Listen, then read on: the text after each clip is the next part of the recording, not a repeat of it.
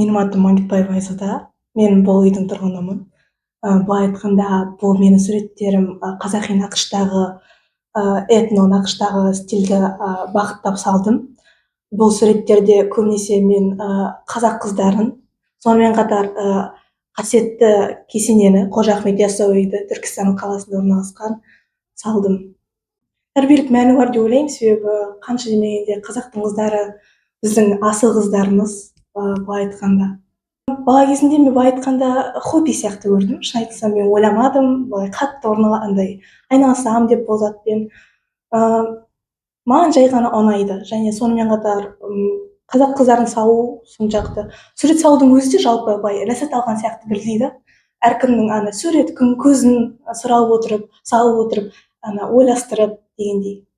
Бір сурет салу жалпы бір сағаттай, былай айтсақ. Оның сырлауы бар, көлеңкесі, тұрысы, қандай тұратын, былай айтқанда әшекейлері бар оның, сырлап кәдімгідей салатын, адамға кейпіне келтіру үшін.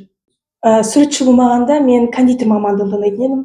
Кондитер мамандығында былай суретшімен былай айтқанда тең, былай әртүрлі торттарды безендіру, әсіресе тәтті бәліштерді пісіру деген секілді.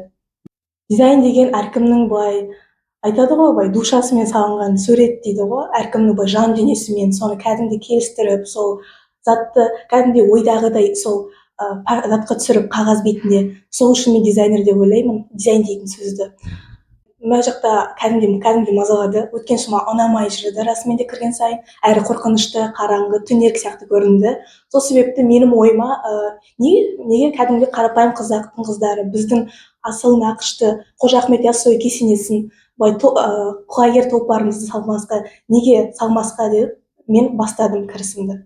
Алдағы уақытта мен тағы да бір қазақ нақыштағы стильдерді салғым келеді кәдімгідей. Бұны қазақ елінде тұрған соң былай айтқанда қазақ дәстүрімізді ұмытпасын деп мен өзім үшін салғам дедім. Ешкімге үйреткім келмейді, былай айтқанда. Мен әлі профессионал емеспін, былай өз тума бойымда талант десе дейді ғой, сол сияқты. Мен просто өзім үшін. Бірақ кей кездер болады, шаршайтын, әлде салғың келмей, немесе салған суретің ойынан шықпай қалуы мүмкін. Бірақ ондай кезде түңілікке батпай тек қана алға деп сол суретті одан десе қалай болса да оймен шығару керек екенін түсінемін. Мен сияқты суретші балдар, егер де сіздің андай талантыңыз болса, ұялмай сала беріңіз, себебі өйткені әрбір адам затқа лайық, арманына жетуге лайық деп ойлаймын. Сала беріңіз, көрсете беріңіз, биік бесікке жете беріңіз деген тілегім бар. Суретші деген менің түсінігімде ол өз ойындағы кейіпкерлерді шыңға асыратын адам. Былай айтқанда қағаз бетінде дәл қалай ойында тұр, сөйтіп салатын адам.